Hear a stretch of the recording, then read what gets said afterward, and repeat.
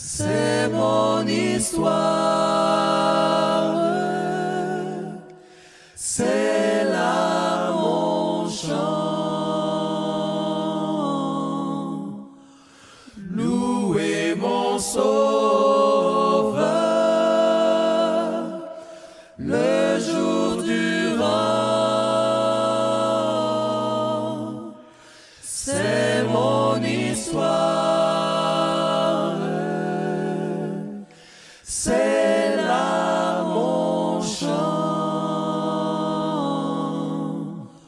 Louez mon Sauveur,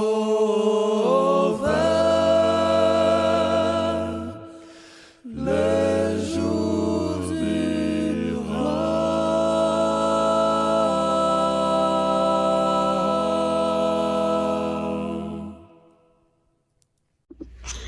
Je crois profondément que Dieu a un plan pour chacun de nous, même quand notre chemin peut sembler sombre ou incertain.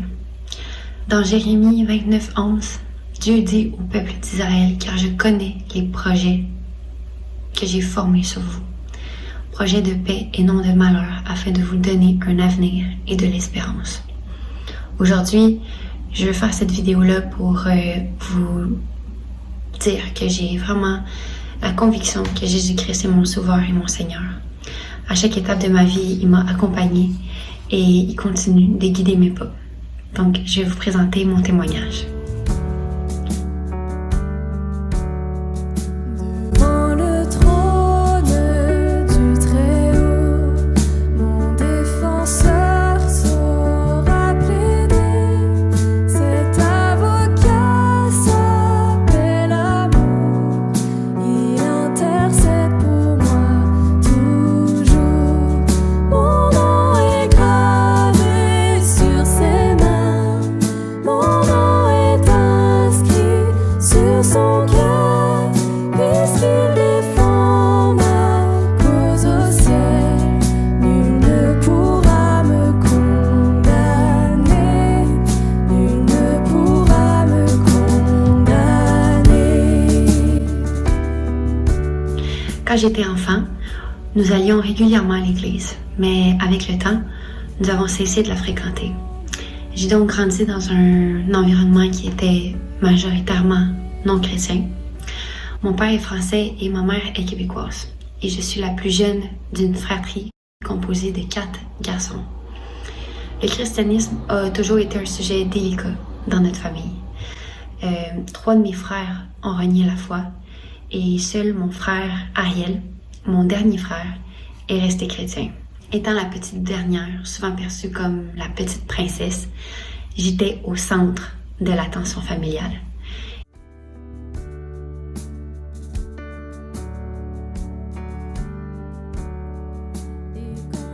Il faut dire qu'il y a un écart d'âge considérable qui me sépare de mes frères. L'aîné a 24 ans de plus que moi. Je n'ai jamais vécu avec eux sous le même toit et ça m'a donné donc l'impression d'être comme une enfant unique. J'entretenais une relation privilégiée avec mes parents et je ne me suis jamais réellement sentie proche de mes frères.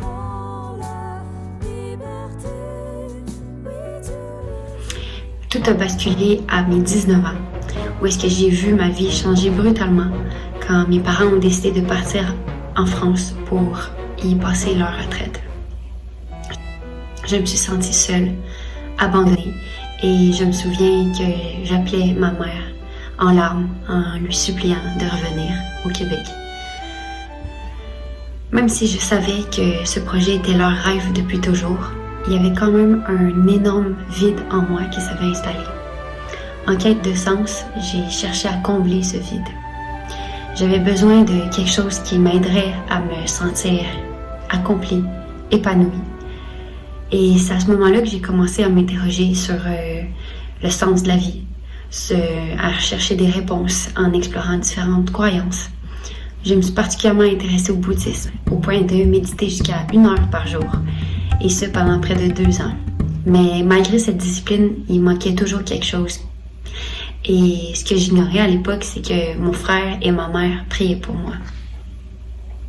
Un jour, mon frère est venu me voir pour me partager quelque chose de profond et de personnel. La manière dont sa foi l'avait sauvé dans les moments les plus difficiles de sa vie. Et à travers ces paroles-là, j'ai découvert vraiment une dimension de lui que j'avais jamais pleinement saisie auparavant. Il parlait avec une conviction et une sérénité qui m'a profondément impressionnée. Sa confiance inébranlable en Dieu, même face à l'adversité, révélait une source de paix et de force intérieure en lui, que j'avais encore jamais rencontrée. Ce jour-là, j'ai vu mon frère sous un jour nouveau, comme s'il m'avait révélé un aspect lumineux de son être.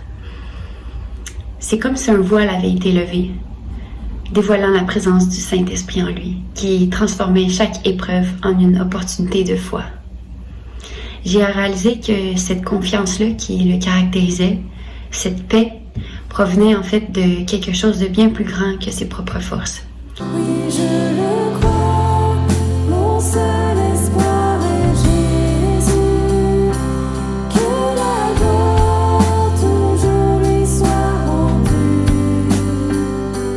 et la course achevée.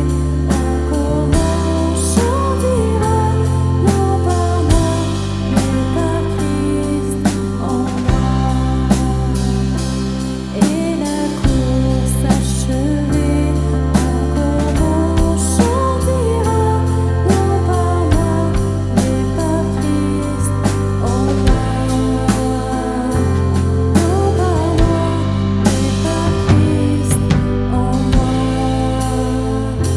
Non par moi, mais par Christ en moi.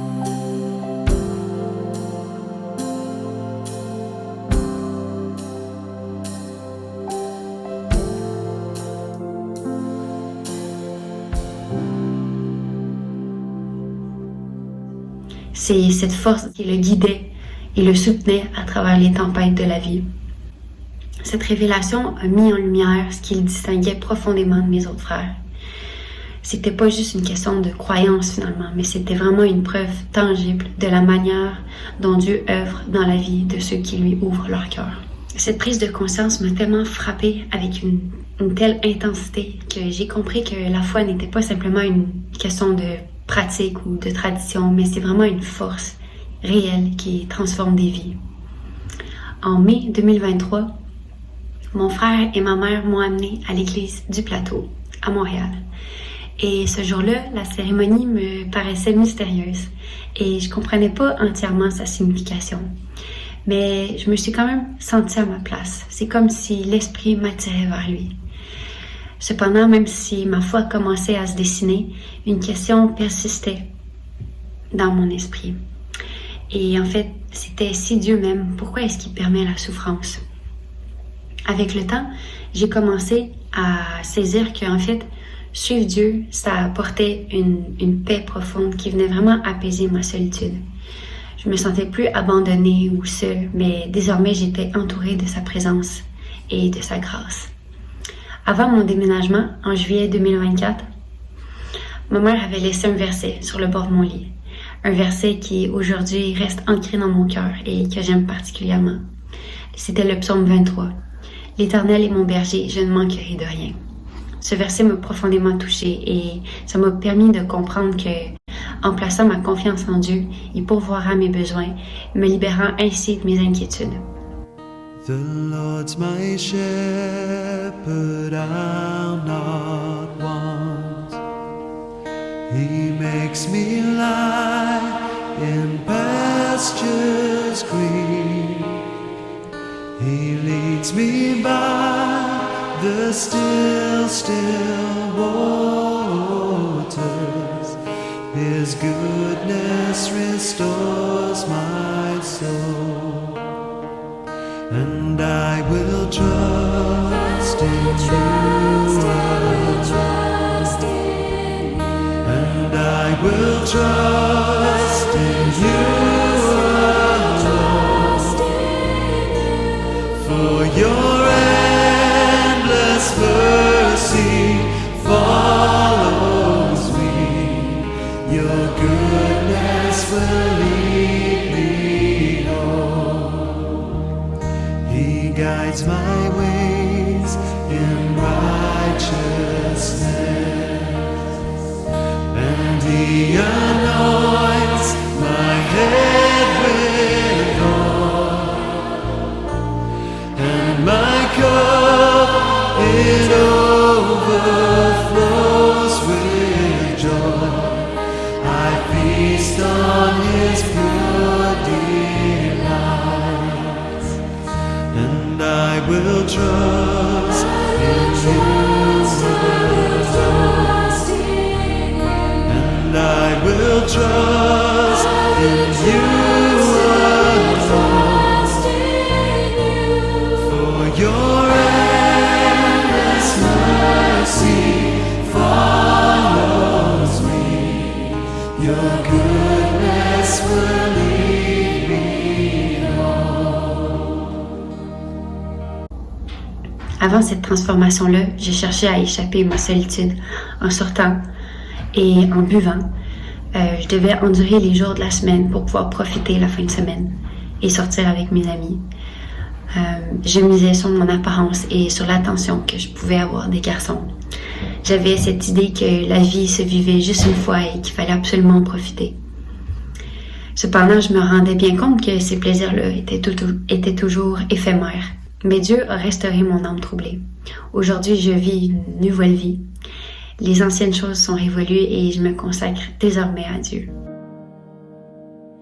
L'Éternel est mon berger, je ne manque de rien. Dans des prés. En tant que chrétienne, je sais que sa bonté et sa grâce vont m'accompagner chaque jour et j'ai l'assurance de sa présence et de sa miséricorde. J'ai compris que suivre Jésus-Christ ne se traduit pas par une vie sans défi, mais vraiment par une transformation qui est radicale. Être chrétien, ça implique pas la disparition de la souffrance, mais ça nous donne des outils et une promesse d'espérance pour affronter les épreuves. Parce que la souffrance sans aucun sens est accablante, mais la souffrance accompagnée d'une promesse divine est infiniment plus supportable.